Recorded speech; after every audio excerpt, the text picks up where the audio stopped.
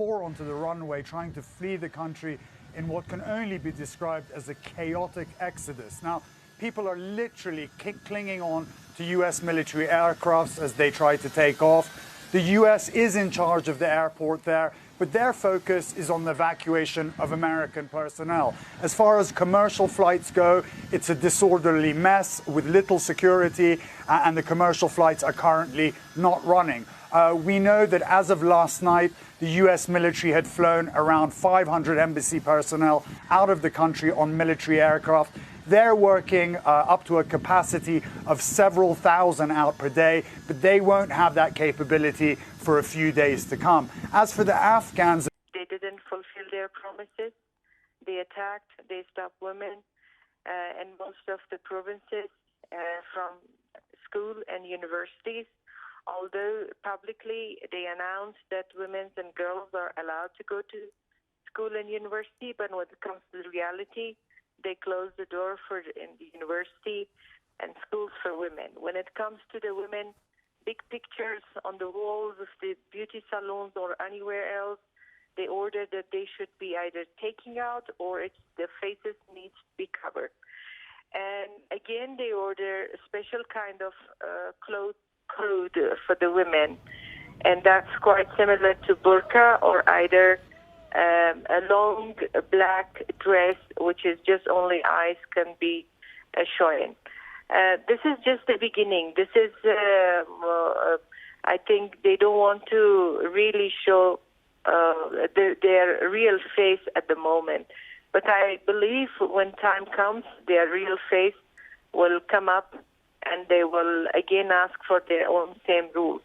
Even when it comes to the security, I think yesterday there was a lot of case of organized crime, target terror, and of course Taliban was searching for those prominent people that they were having on their hit list before.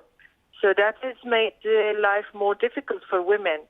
Women in Afghanistan, and especially women's rights activists, are really feeling themselves. First, we've been badly beat. We've been exactly the same. Yeah. Even the strange thing was they changed the national flag to the Taliban flag. It means they don't have any respect for any kind of interim government. They believe now it's the government of Taliban and their rules needs to be appealed on every single Afghan citizen. And with that in mind, as a prominent women's rights campaigner and activist, do you feel safe in any way at all? No, it's worse than what I thought, because they are searching to our addresses, and it's not only my life, but also my family life right now is in danger. And also not only me as a women's rights activist, but other women's rights activists' lives also badly in danger. And unfortunately right now, none of us, we cannot go anywhere because there's no commercial flight. We were not been working with the U.S. military or UK military. So for that is also another kind of punishment. Since we've been a civilian and we have to keep our civilian side, and we are not priority for anyone to help us, and to protect us. And I just wonder, there's no police address that if anything happened for us to go and address or submit our complaint. So it's like totally we are been again inside of a cage. And again, we are facing more threat than before, because before our identity was not being cleared to the Taliban. But right now they know our name, our face, our address, our phone numbers, everything, and what they wish to.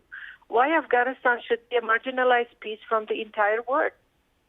Why the great religious in the world with the name of Islam should be a stick to be always been beating women by that? So those are the questions which is, I believe, the international community should find answer for it, because Afghanistan was been smashed and used during the Cold War with the name of Islamist groups. And this is now we are paying again the same as the Cold War result.